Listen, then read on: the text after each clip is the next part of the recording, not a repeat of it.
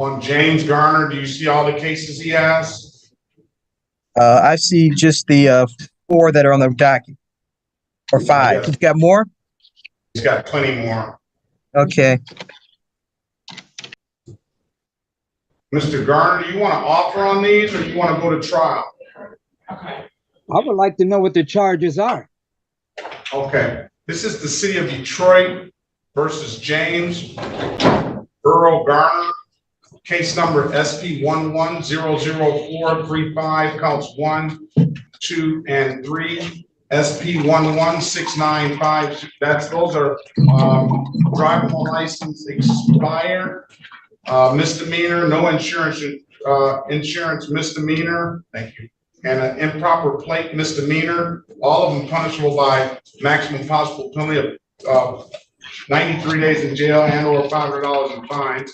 SP 1169507, counts 1 and counts 2, expired license and no insurance misdemeanor, both punishable by 93 days in jail and or $500 in fines. SP 1169521, same improper plates, same punishment, $500 and 93 days in jail and or $500 in fines, maximum possible penalty.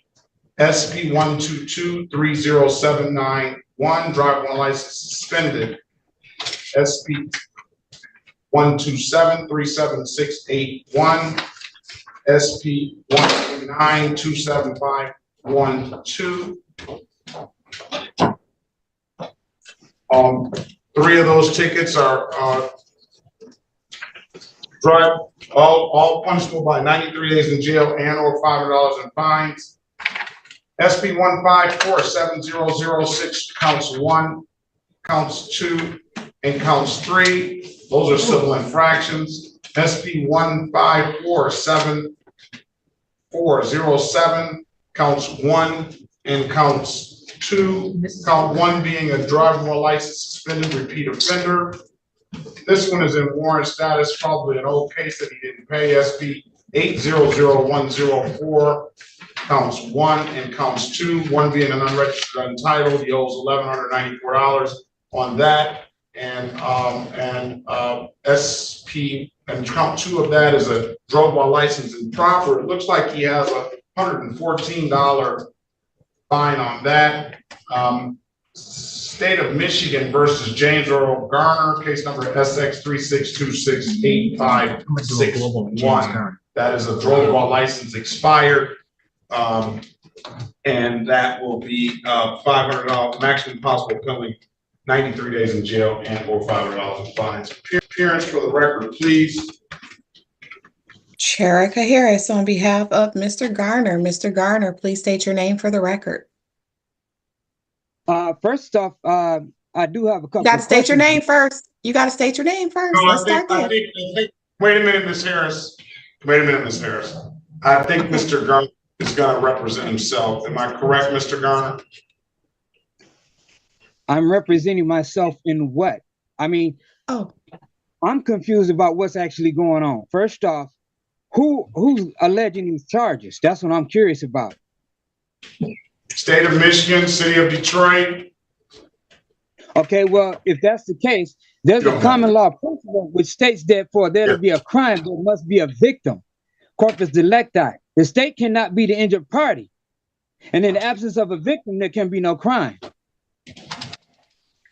Withdrawing my name from the record on that one. Thank you. I know. How do you want to proceed, Mr. Garner? You set the matter. I'll enter a not guilty plea on his behalf. Give him a $0 bond. Either set the matter for trial, or I'll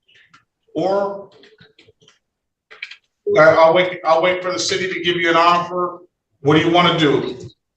Well, the court hasn't even established jurisdiction. I mean, in order for jurisdiction has to be established first, and there's no jurisdiction established. And once jurisdiction is challenged, that must be settled before charges can be brought. All right. Do you want to put that in a motion, sir? As far as I'm concerned, any and all charges must be dismissed because there is no complaining witness. And the state cannot be Well, I'm not gonna, listen, I'm gonna, if that's your motion, I'm gonna deny the motion. Okay, so all we're gonna do now, we're not gonna keep going back and forth.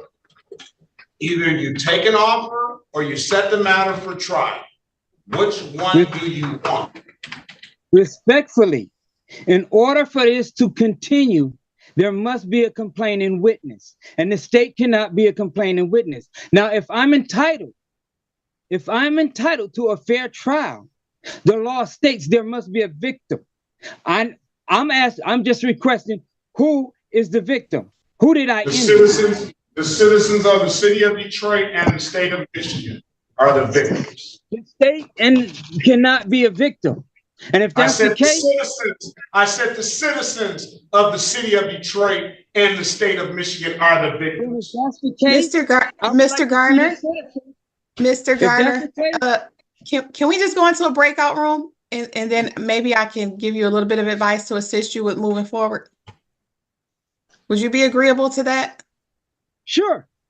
Okay, awesome. Join.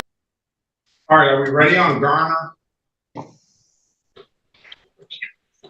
I believe he's ready, Your Honor. He's representing himself.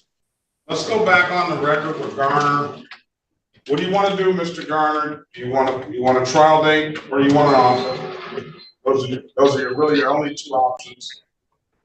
Okay, since we are on the record, all I'm asking for is the Okay, one last time. Now listen, here's how it's gonna go from this point on. If you don't answer the question that I asked specifically, then I'm gonna hold you in contempt of court, and we're gonna move from that point on, right? Get up, Mr. Raymond. So you're telling me, Mr. Garner. We're not gonna have a conversation. Stop, sir. Now, that's the last time I'm gonna ask you to. On the law. Is that what I'm hearing? All right. I'm asking. I'm gonna hold Mr. Garner in contempt of court.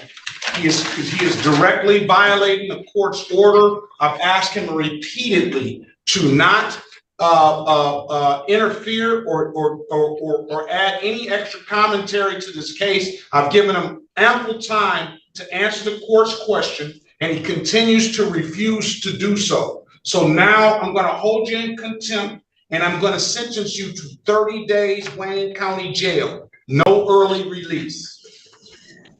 So that means that the court is just going to violate my rights because I'm defending myself? Is that what I'm hearing? 30 days, Wayne County Jail, no early release. That'll give you some chance and some time to read up on your rights, okay? Fill out the contempt papers, Madam. So I'm gonna order you to turn yourself in today, Mr. Garner, to start that jail time, okay?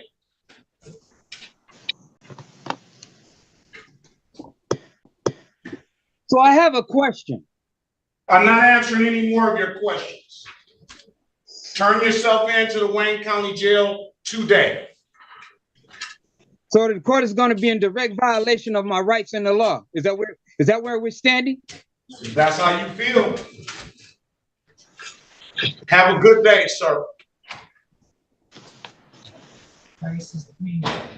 A man appeared in court facing multiple traffic-related charges, including driving with an expired license, no insurance, improper plates, and driving while suspended. Instead of addressing the charges, he argued that the court had no jurisdiction because there was no individual victim, claiming that the state cannot be the injured party. The judge repeatedly asked him to make a simple choice, accept a plea offer or set the case for trial. But the defendant refused to answer and continued repeating the same sovereign citizen arguments. After several warnings, the judge found that he was deliberately refusing to follow the court's instructions. As a result, the judge held him in contempt of court and sentenced him to 30 days in the Wayne County Jail. The lesson? Courtrooms run on procedure. Refusing to answer the judge's questions and relying on unsupported legal theories can quickly turn a traffic case into jail time.